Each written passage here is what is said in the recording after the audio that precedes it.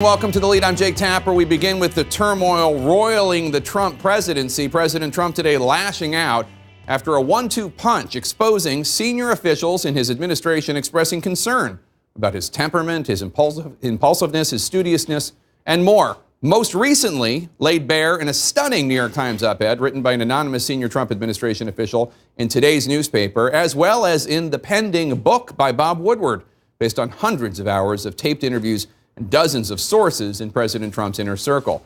But the truth of the matter is these new detailed accounts only confirm the concerns and fears that we've been reporting for more than a year and a half, concerns expressed in various stories in CNN, the New York Times, Washington Post, the Wall Street Journal, and Michael Wolff's book, Fire and Fury, and on and on. Republicans today publicly admitting, yeah, there are lots of Trump people who have these concerns about the president. It's just so similar to what so many of us hear from senior people around the White House, 3 times a week. So it's really troubling and yet, in a way, not surprising. It's all of a piece, really. Anthony Scaramucci, the short-lived former White House communications director, described at the time senior administration officials protecting the country from the president. This was July 2017. He saw them in a negative light. We covered that on the show. There are people inside the administration that think it is their job to save America from this president. Okay, that is not their job. Their job is to inject this president into America. What are these Trump administration officials doing to rein in President Trump, and why do they feel the need to do so? Why are they so concerned about the president's behavior that they think they have to, quote, save America from this president? Then in October, the Republican chairman of the Senate Foreign Relations Committee, Bob Corker, he described senior aides to the president as containing him and serving as what he called a adult daycare center. I think Secretary Tillerson, Secretary Mattis, and Chief of Staff Kelly are those people that help separate our country from chaos.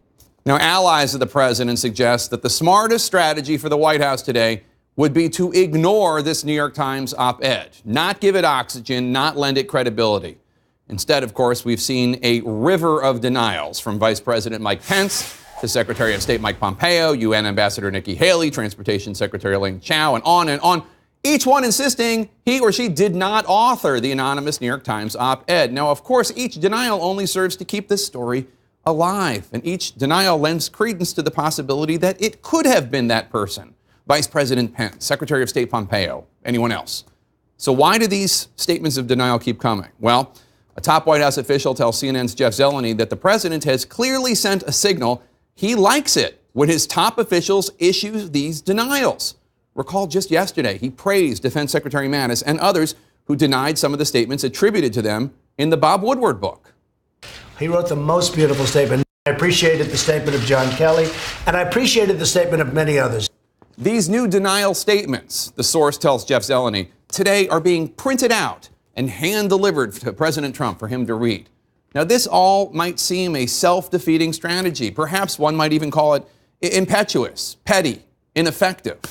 And one might recall the senior Trump administration official writing in the op-ed in today's newspaper, quote, the president's leadership style is impetuous, petty, and ineffective.